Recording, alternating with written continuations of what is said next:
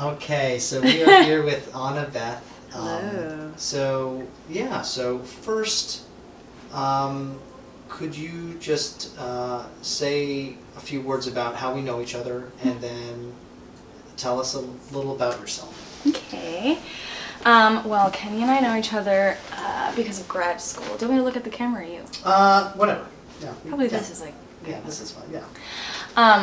Yeah, through grad school, because we met 2.5 years ago down in good old Sarasota, Florida, beginning this crazy adventure to get a master's in acting.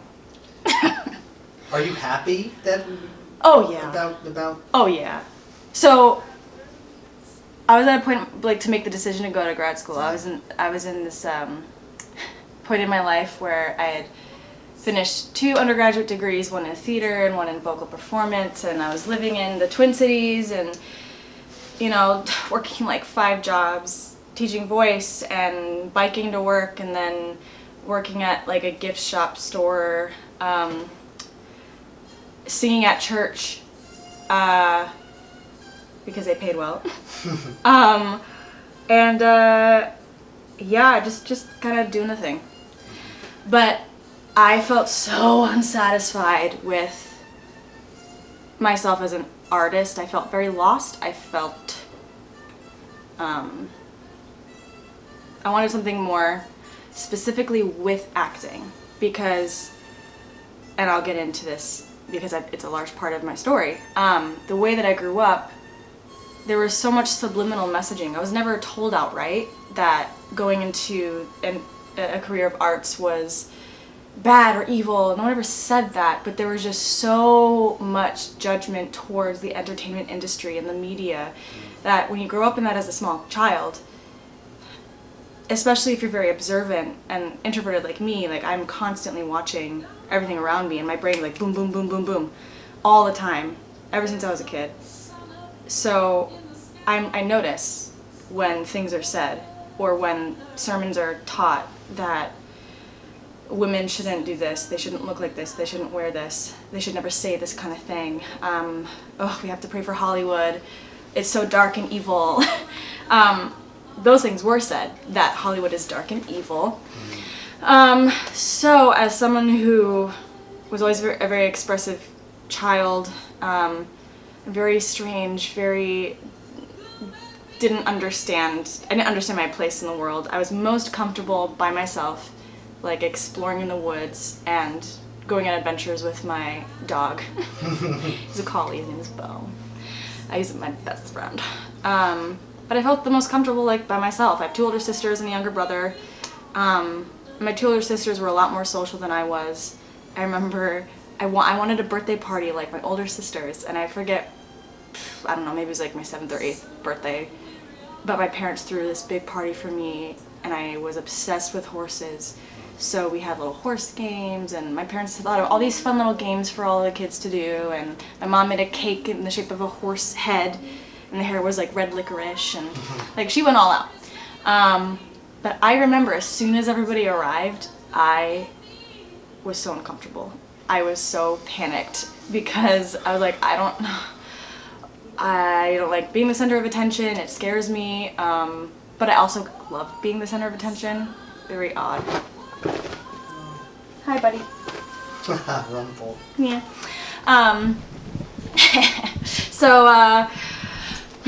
Okay, so at this part, so I was very uncomfortable, and I remember having this feeling and these thoughts of like, I can't wait till this is done. Like I was having fun here and there, but mainly I was like, I can't wait till everybody leaves so I can just like be alone again.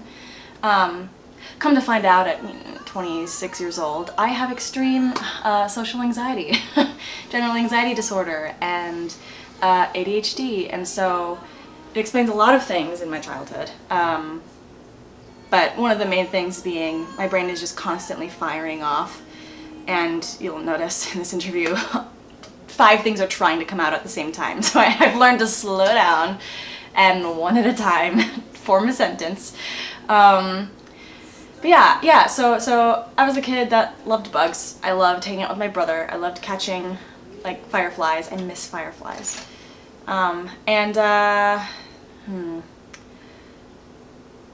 What else? I'm sure you'll splice this together in a lovely way. I was born in Duluth, Minnesota. Most of my family is from there. My parents were high school sweethearts. Met in high school or middle school, I don't know, but they went to the same high school. They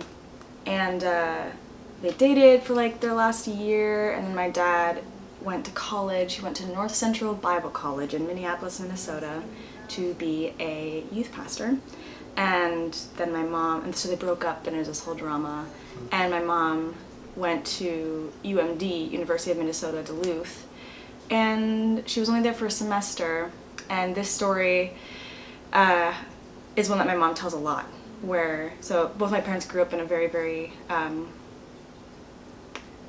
wouldn't say strict, somewhat legalistic Christian household. And, oh, I love this song. Where is it bringing you? Could you talk a little bit, a little side road? Like, where is it bringing you? The song? My last years of high school, I went to an arts high school, and it was an hour drive. And anytime I got to do the drive by myself, it was like the best thing ever, because it was an hour by myself with no one else's opinions or anything. It's just me in the car, and music is huge in my life. I would spend hours making playlists, and you couldn't shuffle the playlist. I got very angry if people shuffled the playlist because I put them in a specific order. So Joni Mitchell, Both Sides Now, when I first heard this, I think I was in high school. So it's bringing me there, and it's also bringing me, anytime I was really overwhelmed or stressed out, and before I was in therapy or on medication, I would just not know what to do. So I would just get in my car, and this song would like calm me down. And I didn't grow up with all these classic artists. I didn't know who Joni Mitchell was, so it was like I was discovering Joni Mitchell.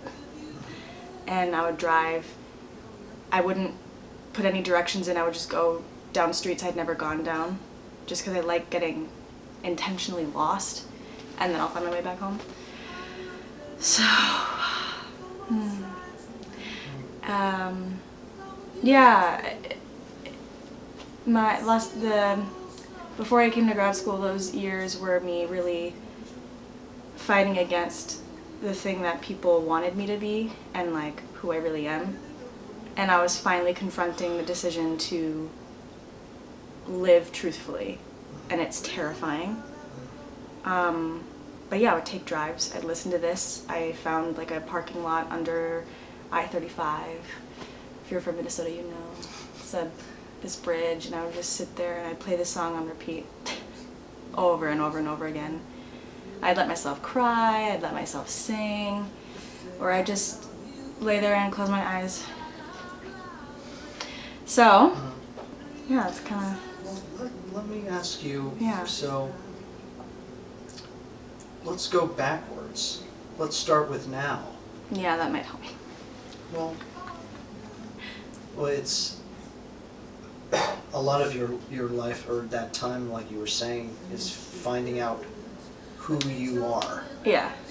And so these days, what have you found to be the things that really make you joyful? What are the things in your life that bring you joy?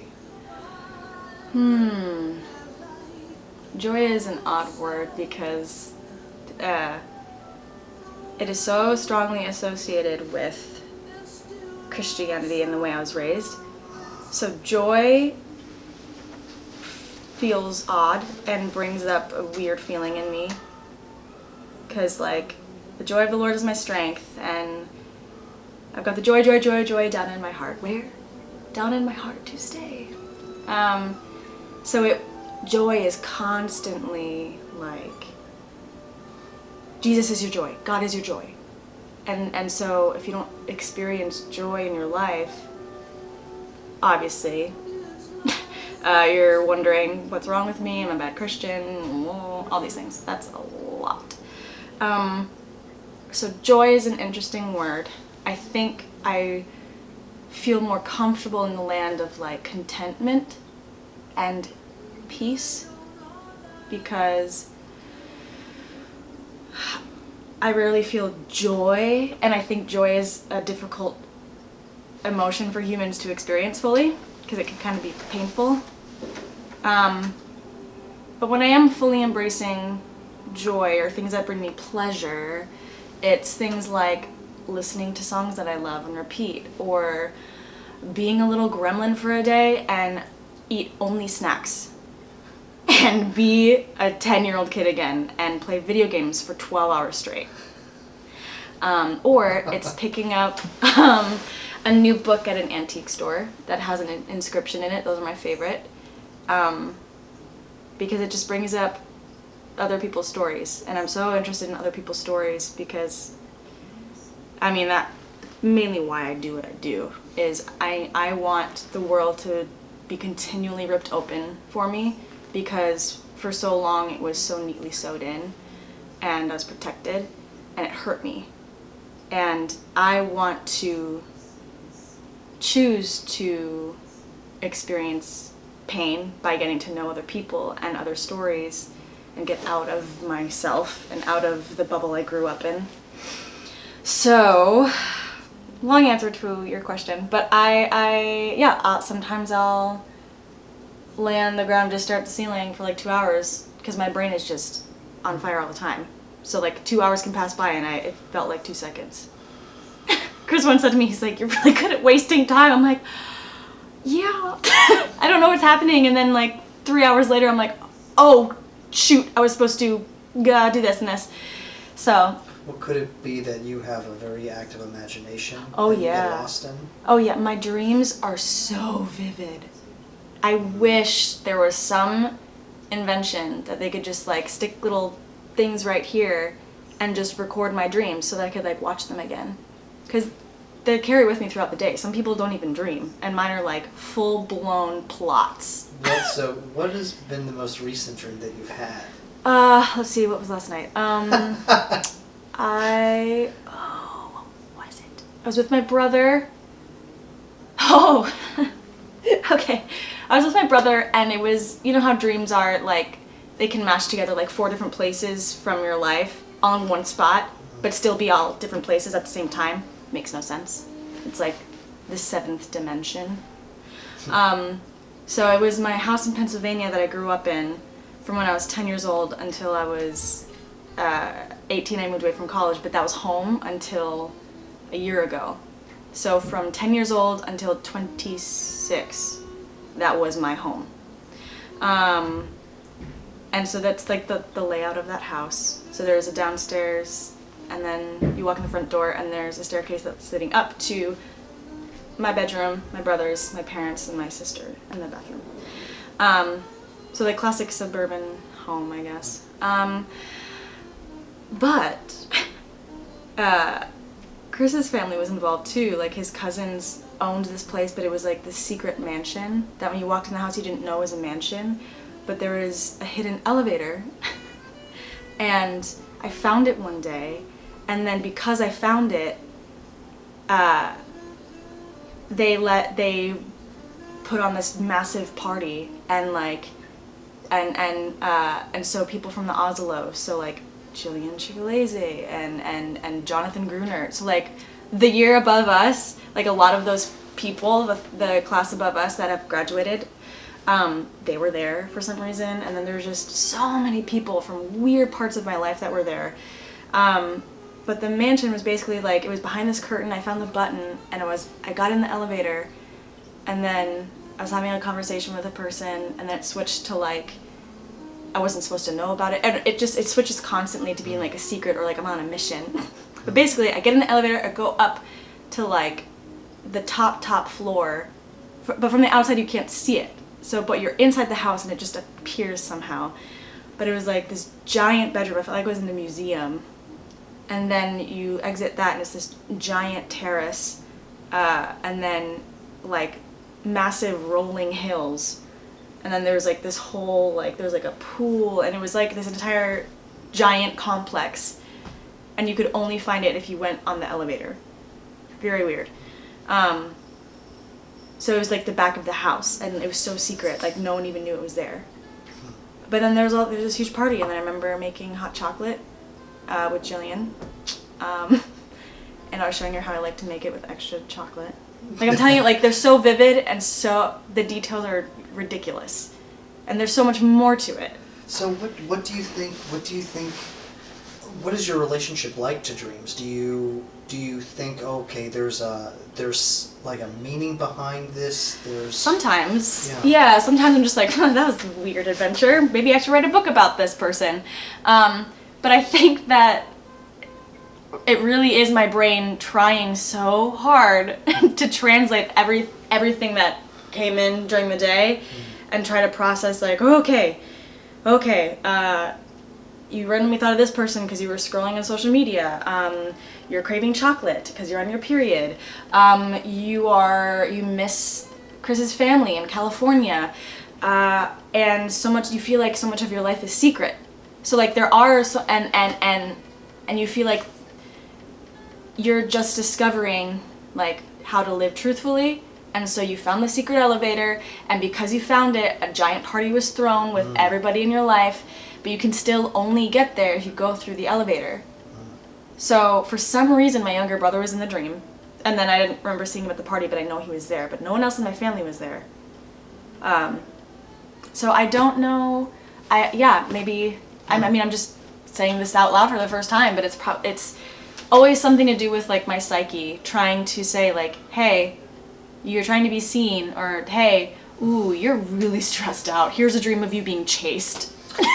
So what, like I would love to kind of delve a little bit into that, like this idea of secrets, right? And like people throwing parties for when you discover a secret about yourself or something about yourself, and that elevator. For you, what's the most recent secret that you've discovered about yourself?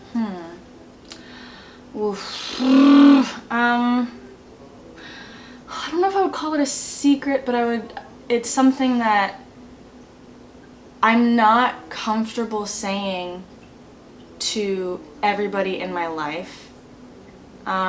Mainly, like, the person I was before I got here.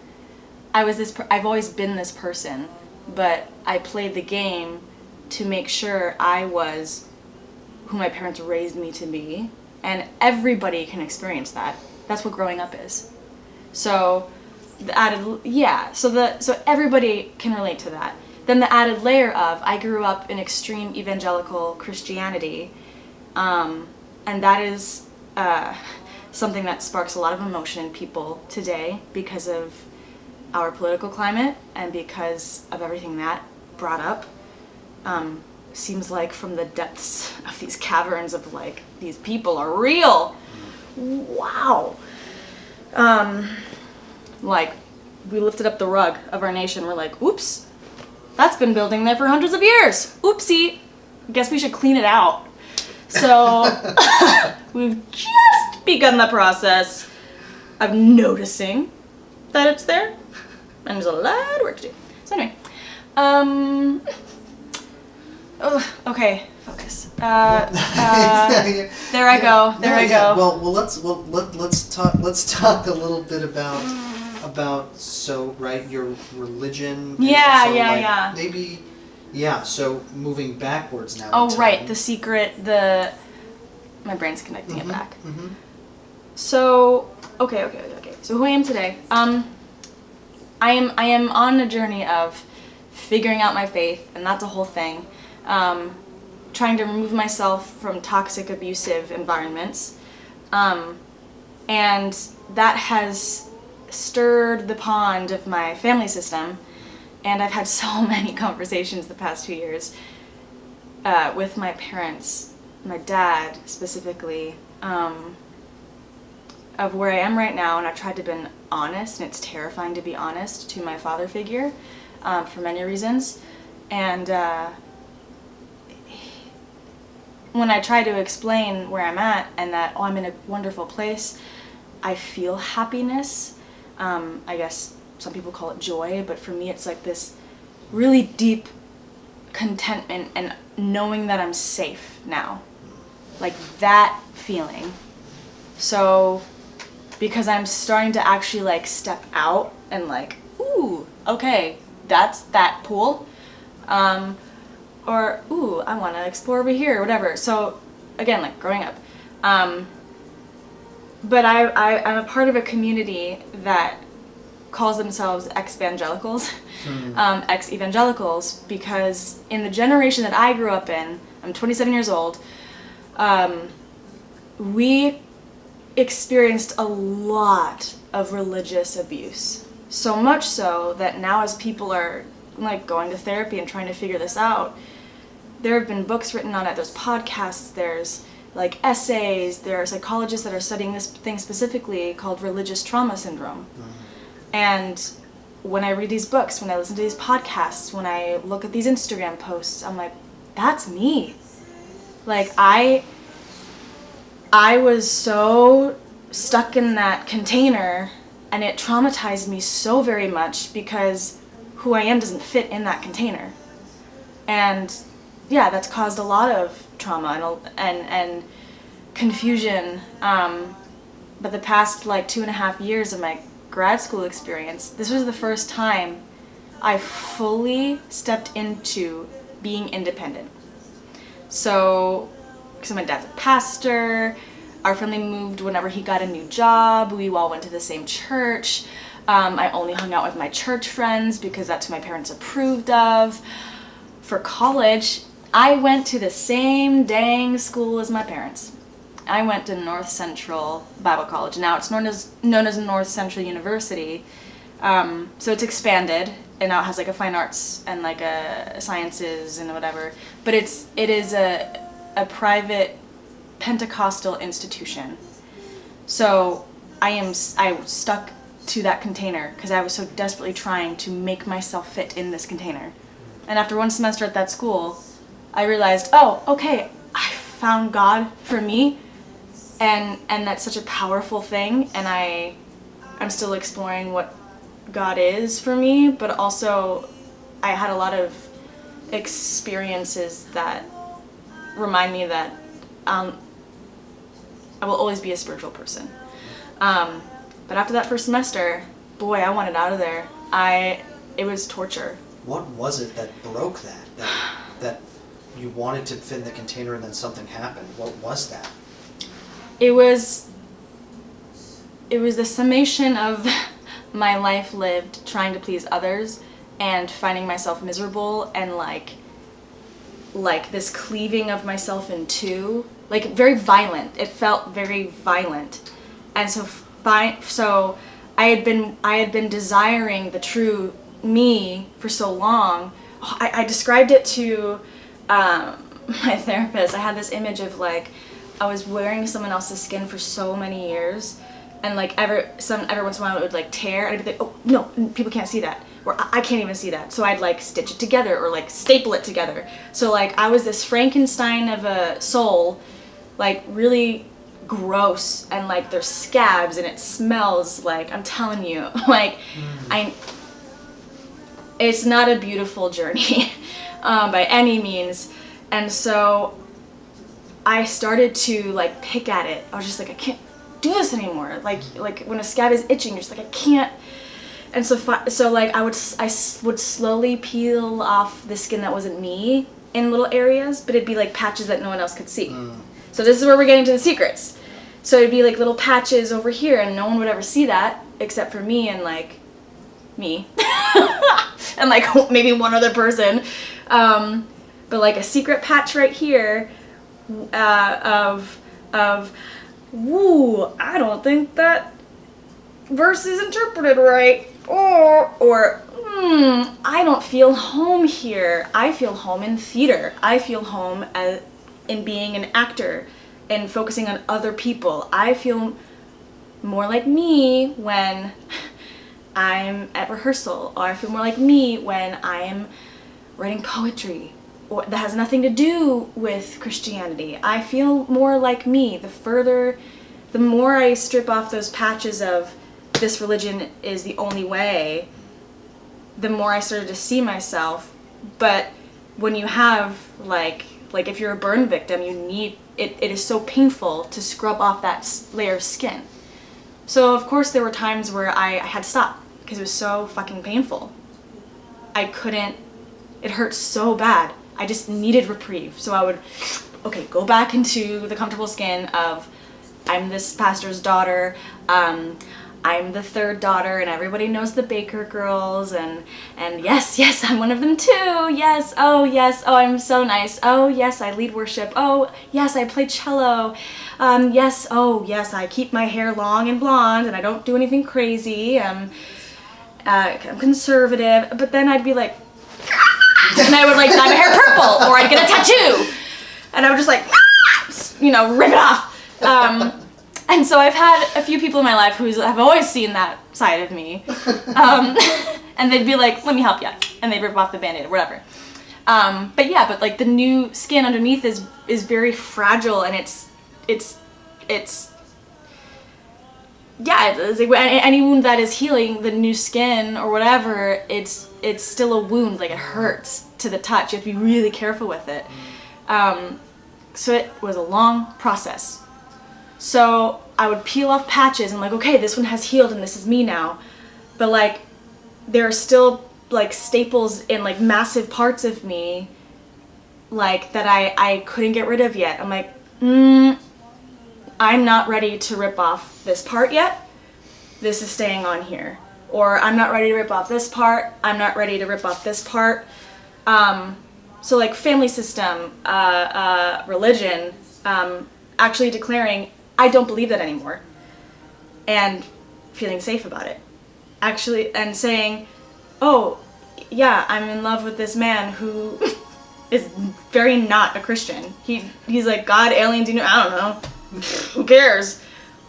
So I'm like, okay, cool. And so slowly the patches came off, but I remember this one moment in the first semester of grad school where it was the beginning of the true, like, now I can't stop. I can't go back now.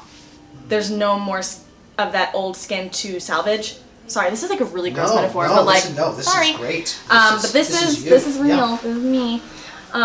This is what I've been going through. So I had felt this like discontentment and this like splitting, this cleaving, this like ripping of myself in two, and I was finally just like, no more. I need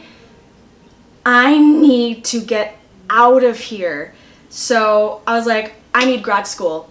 I want to delve into acting that has no influence of Christianity whatsoever, because the theater degree that I got was actually like Ministry of Theater or something like that. I was like, okay. Like, my theater experience was writing sketches to perform in church. Oh boy, was it painful. Ooh, dear lordy. And I was like, that's not real. That's not a real person. These aren't real people.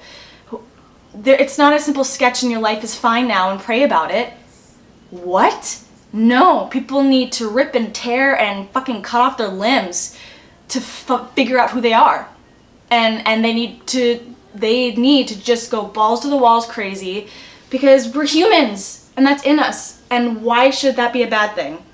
That is an amazing thing. So like, I've fallen in love with humanity way more now because I'm meeting new people and I'm hearing different stories and like just so many different experiences that a human can live, and I've barely scratched the surface. So I want the truth. I don't want to be, I'm so sick of it. Like, being a pastor's kid, you see the inside of the church. You see how nasty and slimy it is. You see all the cover-ups. You see all the stupid money laundering. You see all the shit. And I saw that since I was a kid. And I was like, no more. And so I got to grad school. I was like, I need a program that is in a state where none of my family resides.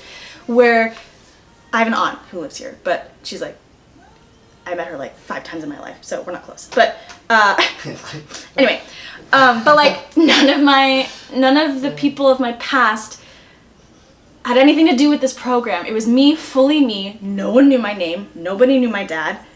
Nobody knew my family. And it was like, oh, thank God. I'm not a Baker girl. I'm Anna Baker. Like, and so I became Anna Beth because I don't want, this sounds very extreme, but I don't want to speak my last name yet because there are things attached to it that I'm healing from.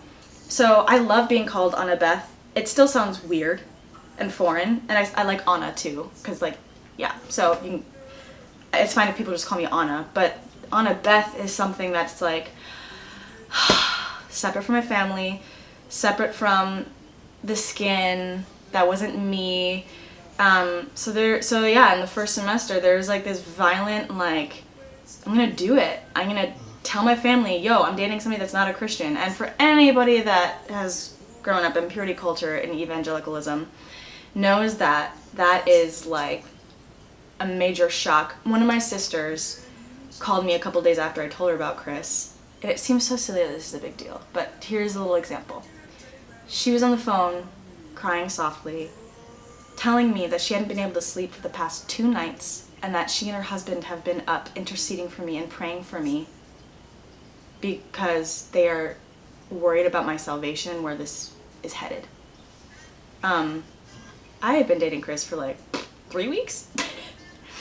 A couple weeks later, I heard through the grapevine of my family that the same sister had confessed to the family that, mind you, haven't even been dating for a month. She said if I asked her to be in my bridal party for the wedding, she would say no, and she would consider even attending, because attending a wedding would mean you would support the union, but God would not bless this union. Wild! So I don't know if she still feels that way. What is it like what is it that is creating a barrier between support? Like what is it about that religion? It doesn't seem like religion. It seems just like it's not religion, right? That's not really... Honestly, I'm in that space of like, I don't know what to call it, but... Yeah, what do you call that? I mean, people have looked up, like, is evangelicalism or is Assemblies of God a cult? They tick some of the boxes, but they don't force you to do anything. You don't have to become a member of the church.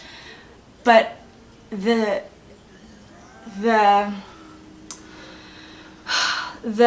pardon my language, the mind fuck that happens when you grow up in that system, they tell you that the only way to be a Christian, the only way for God to love you is to do this. But all you need to do is just believe in your heart and confess with your mouth that you believe in Lord Jesus Christ as your Savior. And ooh, that's a rule too. Ooh, yeah, actually that's a rule. You need to read your Bible. If you read your Bible, you would know. Oh, the shaming. So, like, are you able to be in touch with any people? Like, do you want to be in touch with any people from the... Yeah, yes and no. There was a safe group of people, the theater people at North Central, and I was hiding for fear that they, would judge me or whatever, just reject me. And it was funny, I think a week ago or 2 weeks ago, very good friend of mine, I finally told her, like, everything that's going on in my life, and she was like, Anna, what made you think that I was ever gonna judge you? Like, you know that I love you, right? You know that, like, nothing you do or say ever would ever, like, maybe make me want to revoke you being the godmother to my daughter. But I was afraid of that. and so just hearing the true love and the true support and the true acceptance was something that everyone starves for. But, like, in the way that I grew up, I didn't receive that. Like, I was told about unconditional love, And I realized that everything was conditional, and still is, even with my parents. They don't realize it, but everything is conditional. And so that's taken a long time for me to realize.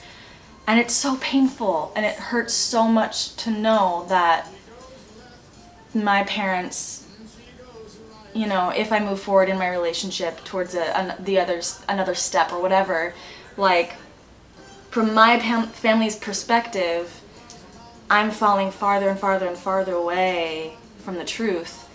Like, over Thanksgiving, this past Thanksgiving, 2020, my dad told me that he has so much sorrow in his heart, and he asked me, "What Jesus do you believe in, Anna?" I was like, what are you asking me? What do you mean? What? The biblical figure, like the historical figure of Jesus Christ? Yeah, he was an actual human. And he was a great guy, and yeah. So he was like, "Well, I believe in the Jesus of the Bible," and I was like, "Cool, me too." Like, what do you mean the Jesus of the Bible? So my family is terrified that I am interpreting things and cherry picking, and oh my goodness, it's a massive, like doctorate degree in apologetics. Oh, it's exhausting. But I'm learning I don't have to ease their minds. That's on their shoulders. That's on them. And if they're going to be tortured, if my mother will not sleep at night because of who I am, that's not my fault. And it's terrifying because it feels like it is. But I'm working on my codependency. Thank you, Janet. She made these pillows, my therapist, Janet. She's amazing. Amazing. Yeah, so I can hug them and cry into the pillows. That's what I told her on the phone. Like, I'll cry into my pillows that you made for me. So for like the people, for all there were probably millions of people who are going through maybe something similar and are too scared, or don't have the, or something hasn't happened yet in their lives where they've been able to do it, right? They haven't gotten the courage, or they haven't had the agency, or they don't have the money, or whatever it is. Yeah. You know? They don't have the opportunities, or no one has shown them that there is another way, or they don't have the language. That has been so huge for me, reading these books and listening to podcasts and hearing other people's stories. What books would you recommend for the people watching who may be going through this? Yeah, specifically for if you grew up in purity culture, there's a book called Pure by Lindsay K. Klein. Those are both with K's. She writes about the very specific group of white millennial women in the white evangelical church, because that's the story she knows, and and she interviewed all of those women, and it is heart-wrenching and really hard to get through. But if you're that girl, that book could save you, because it explains you were abused psychologically. That is abuse. So first understanding that, boy oh boy, and then there's a very, very, very long path after that, because you have to, like, what does that mean? Your mind has to understand your heart, your body has to be like, wait, what does that mean then? And there's, it is steeped in patriarchy, which, I would say toxic patriarchy, because I think there's something beautiful about a man being a leader, and there's also something beautiful about a woman being a leader. Like, I don't think cutting down men and fatherhood and men that have power is necessary. I think that it's like the dark side of the coin of where we're trying for equality here, but the dark side of that is belittling and cutting down the incredible qualities that men or male identifying people have, and women and female identifying people that they have. Like, everybody's different, and everyone has so many different qualities, femininity and masculinity. Like, what even are those things? So it is a much more I don't know if ethereal is the word I'm looking for, but it's not even just a spectrum. It's like all over in the air, and to call it one or two things is just like, what? You were a hippie born into an evangelical world. Yeah. In high school, my first job was a receptionist at a hair salon. I'd never touched my hair. It was just like blonde. And I came home one day with the bottom half dyed eggplant purple and the top half like highlight bleached. And I did not ask permission. I said, I'm doing this. And, I did ask my mom's opinion because like her opinion matters to me. But she was like, oh, okay, honey. And then I got home and they were like, but also that's you. Like, I remember my dad being like, oh, that's so you. And then I'm also the only one in the family that has a tattoo. I have 2 now. Wow. This story would, terrify my family. Very long story short, the second tattoo I got was like a month ago. I confronted myself on the mountain, snowboarding. Second time I'd ever done it in my life. Second day in a row. And I'm terrible at it. And I am a person who really struggles with confronting failure. I avoid it like the plague because the muscles I gained growing up in this culture is how to play the game really effectively. You learn a lot, and it's pretty sneaky and slimy, but no one sees it like that. They just see, oh, I'm just praying about it, or oh, well, we had an offering for blah, blah, blah, blah. All these isms that come with that. Okay, so so I live on the mountain snowboarding, and I was gonna go down like the next level hill, and I could barely get down like the first level hill. But Chris was like, I'll be with you, and don't worry, like, and he was with me. He saw a different side of me. For somebody who can like stay on their board, it would take like, I don't know, 5 to 7 minutes to get down that hill. For someone who wipes out every 2 seconds, it took about 45 minutes. It was terrifying. It was torture. I was sobbing. I was screaming, and it felt amazing. I was like, no more holding back. I don't care that there are children skiing next to me. Every other word is going to be a swear word. Every word was a swear word. And I even said at one point with real tears streaming down, well, in my goggles, so it was all steaming up, and just like screaming. I was like, is this what it feels like to give birth? Because, well, which is crazy, but you can't stop it. You have a baby coming out of you. I'm sorry it hurts. Too bad. Push it out. Like that feeling of like, I can't stop. You have to. The only way to get down the hill was to get on that freaking snowboard and get down the hill. And I wish I could have seen it. Like, oh my God, it was hilarious. But it was like huge for me. But it was, bless Chris. Oh my God. He was there. He was serious. And he wouldn't laugh at me even though he was like on it. It was so funny because every 2 seconds you hear it. And then you'd see me like flip, or you'd see like a girl like pew, flying in the air. Like that's how bad I wiped out. And like the next day I was like, I can't move.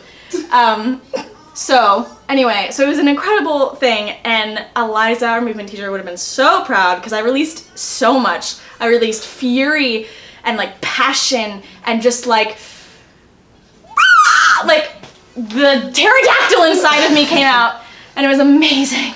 So the next day, we had paid for another day to go snowboarding, but I was like, I cannot do this, please, I can't. So, we decided we're gonna like go bar hopping, COVID safe, like outdoor. They had like outdoor beer gardens and fire pits. We ended up going to only one, which is right next to our hotel, on the border of Nevada and California. And, we each had like a dark beer, and then we ordered something called Das Boot. It is an 80-ounce pour in a glass boot. 80 ounces. So halfway through, I was like, I'm gonna get tattoo. I wanted to get tattoo for a long time. I googled tattoo parlor. Turns out there's one next door. Call them. ask if they do walk-ins. I was like, great, see you in an hour. Yeah, so you're not supposed to get tattoos while drunk. I totally did. And I'm sure they knew. I mean, I lied. I signed I checked the thing that says I am not intoxicated. I signed my life away. But I truly had wanted another tattoo for a long time. I was supposed to get one in London, but London never happened. COVID. So I looked up like sketches of like minimalist like mountain sketches, and I like screenshotted like 5 or 6 of them, and I showed the tattoo artist. I was like, here's the deal. You're an artist. I want you to do the drawing. I don't want you to just like copy things, because I feel like what's the point of getting a tattoo if you're just like copying somebody else's? Like, you're an artist. I want you to see what I'm kind of looking for and then just make something up. And he was like, all right, cool. So he sketched this, and then I was like, great, let's do it. And Chris, he has never seen anybody get a tattoo, so he was like, whoa. And he was also drunk, so I don't know.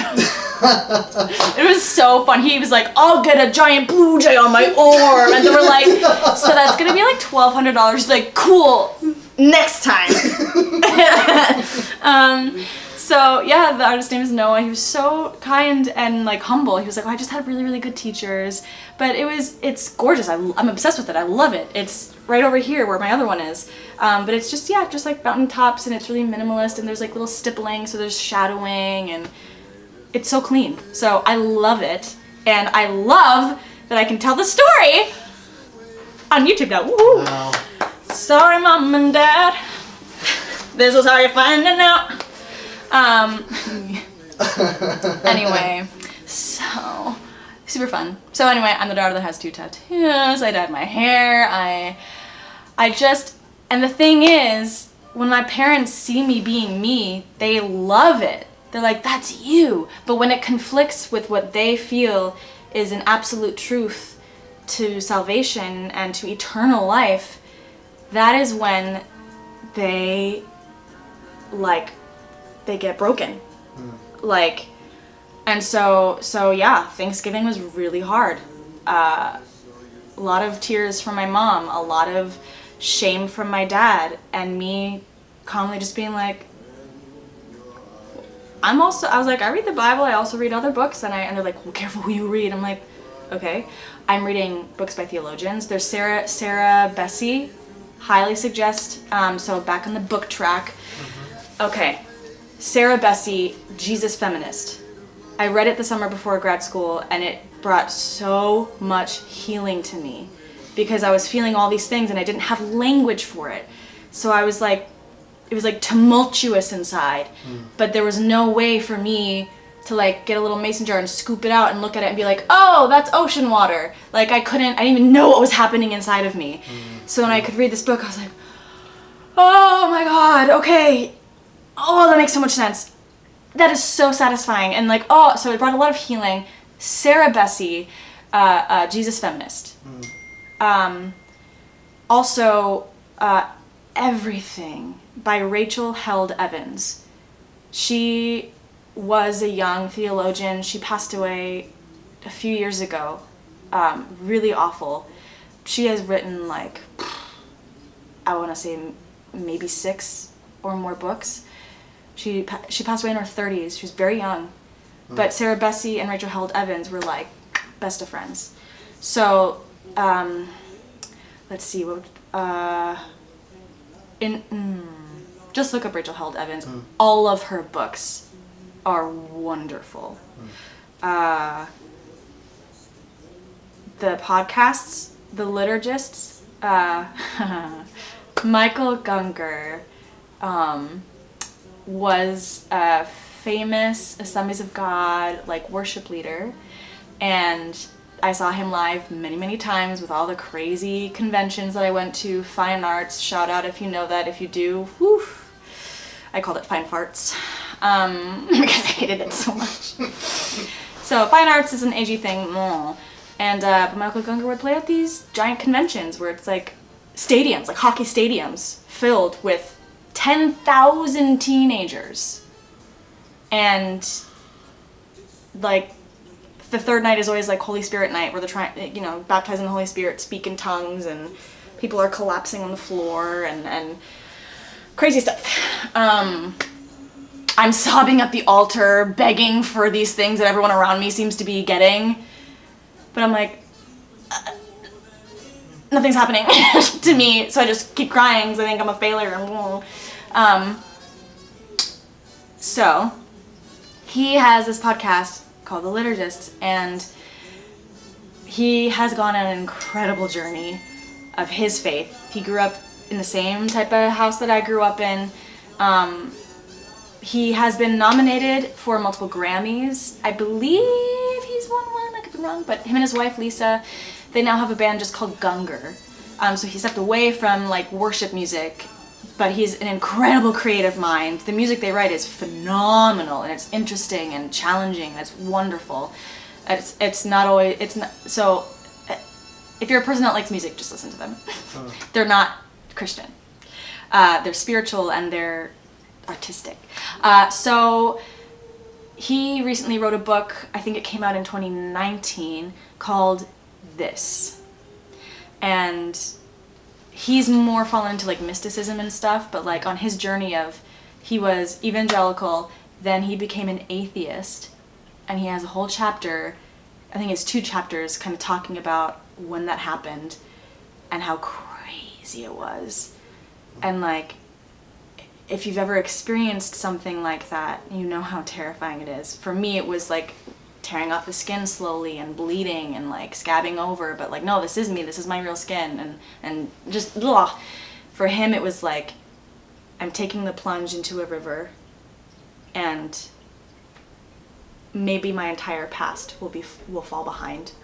This could ruin my marriage, this could ruin everything, but yeah, many people left him. But his story is phenomenal, and so I highly suggest that book as well. This, by Michael Gunger, and he has a second name. It's escaping me right now.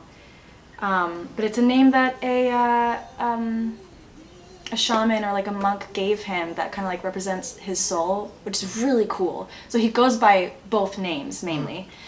Like Gandhi had something similar, like his name is Mohandas Gandhi, but Yes. people call him Mahatma. Like Yes. that kind of Yeah. right? So it's something like a reverent name, like a name of... Yeah, it's very beautiful. I think it's a Hindu name, but yeah. And then who else has helped me so much? But that podcast, there's so many people in that podcast that you'll meet that will just take you on the journey of, I like what this person's saying, I like how they're saying this, and whatever. So it'll open up the world. So I mean, we've talked about so much. I mean, it's amazing. It's really, I mean, what substance? I mean, I feel like really. I'm like barely scratched the... Yeah.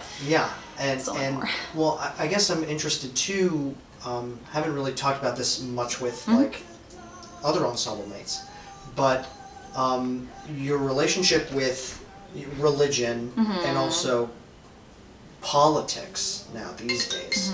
Hold on.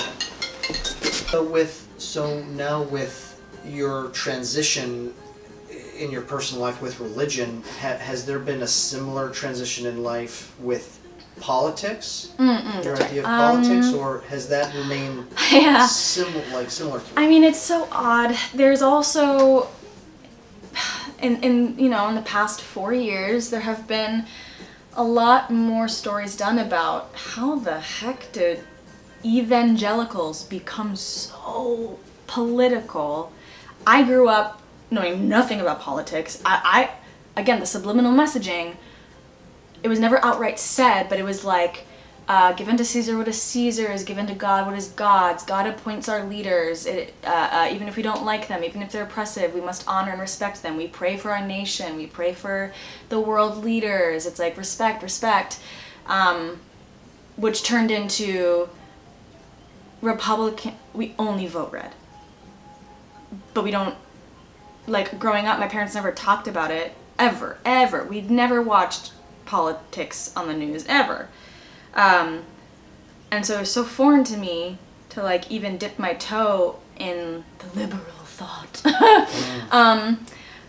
Because that leads you astray. And like, I remember when I was, I think in 10th or 11th grade. So I'm like 16, 17, whatever.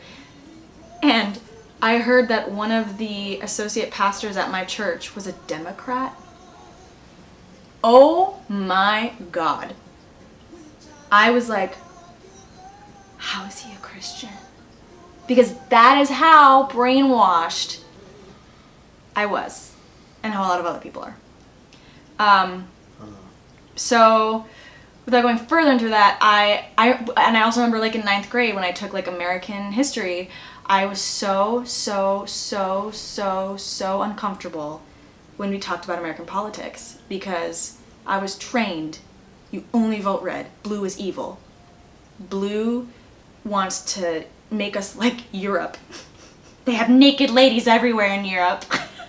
I'm just laughing because some of it is so funny to me.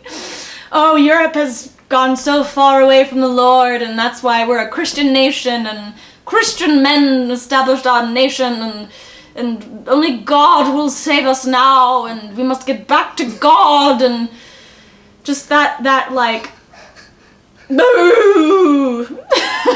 The bloodhound of the Christian Republican.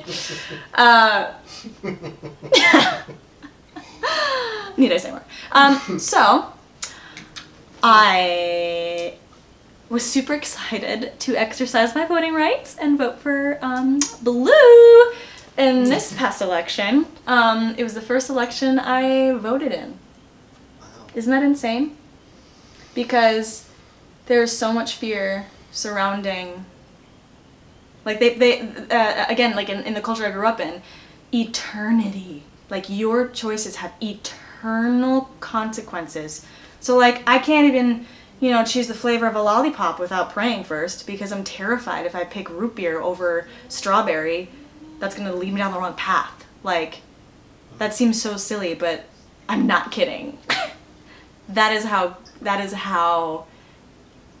it goes. So there are like something that I often say on the channel is that like 74 million people voted for Trump, 81 million people voted for Biden, and about 85 million people who were of age to vote didn't vote. On those battery pack issue. It's okay. It's still recording. We'll have to probably finish this up in 5 minutes or so. That's fine. Yeah. But like, do you think that a lot of people who are in kind of in that culture, like they're just afraid to vote, or they? Mainly, I mean, this election is like no other election. I would try to have conversations with my family about what happened this summer in Minneapolis. The streets where I lived, I would ask them, what are you doing about it? How are you helping? I wish I could be there. I'm watching live footage of one of my classmates, the person who is the godfather to the girl that I'm the godmother of, getting arrested, and one of his friends was shot with a rubber bullet. And so he's just trying, like, I'm watching this unfolding live in front of me. All I can do is like donate money and just like share as much as I can of like, I'm not skewing things. This isn't the media skewing things. It is literally live. My friend being arrested and the officers in full like riot gear shooting people standing next to a tent that has a little red cross on it, fixing the wound of a girl who got shot in the face with a rubber bullet. So, anyway, it caused a lot of drama in my family because I was pressing and like, hey, wake up, hey, do something, hey, I'm not hearing you doing anything, hey, step up. It caused a lot of drama. So, long story short, a sister asked me to please not bring that up in our family chat, our family text thread, and that I shouldn't be shaming them or judging them, and that they're praying about it to see what they need to do. So I was like, okay. And then my whole family voted, but I didn't. I don't know who they voted for. I didn't want to ask. I was too scared. But a lot of people voted. Like you said, 74 million people voted. Most people don't vote in the culture that I grew up in, just because they're like, I don't know. But if you're a pastor, you probably vote red because abortion. So that's why my family votes red. Abortion. The only reason. And I brought up to my mom, like during the McCain-Obama election. I was like, Mom, how do you choose? And she's like, oh, well, abortion. I was like, yeah, but what if the other president actually has a better long-term plan that would actually lift our country out of a bad place? Like, how do you... And she's like, I don't really get into it. It just stresses me out. So, I don't know. So, yeah. I want to.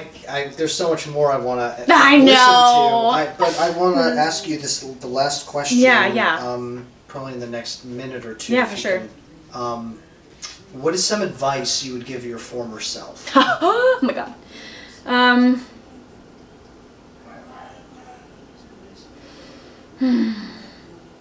Okay, what's going through my head right now is advice / I wish I did this differently, but at the same time I don't, because part of me wishes that who I am now, I could have been here sooner. Hold on one second. Hey Alexa, volume 1.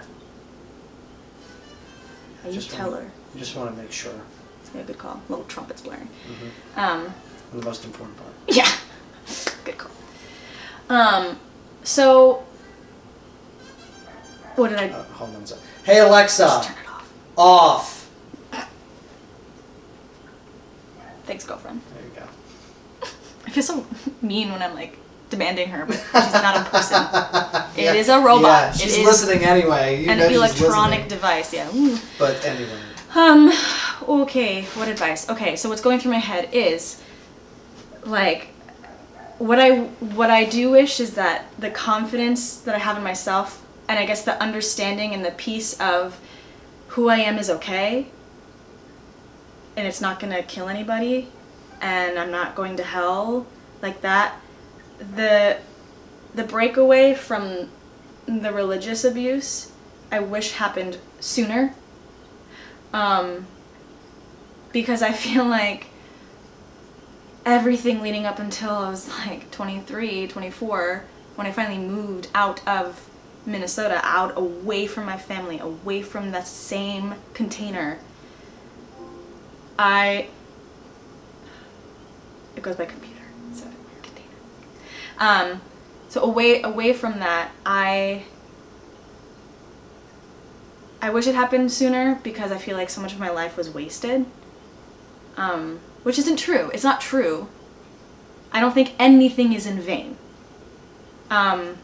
It got me to where I am right now.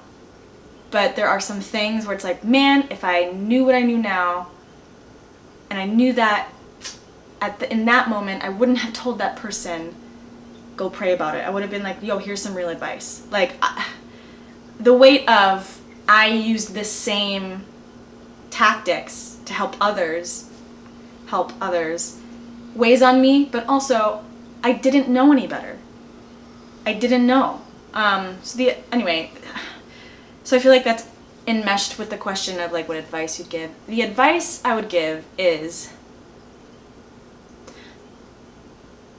your instincts are good. Trust your instincts. And fight against the voices that tell you that your heart is deceitful. Fight against the voices that tell you that you cannot trust your thoughts or your heart or your body. Because that's evil. That is just from the pit of hell, to use that phrase. It's from the pit of wherever the darkest things reside. To tell a person that their skin and their heart and their soul and their brain can't be trusted. So I would say to my younger self, your instincts are good. Keep pressing, keep pressing, keep pressing. You might lose a lot of people. You may get really, really hurt. But it is so worth it. Don't fall back. Don't think you're a victim. You're not. I'm a victim of things, but get out of the victim mindset. Don't wallow in it for too long. Put your big girl pants on and fucking do it. Be yourself.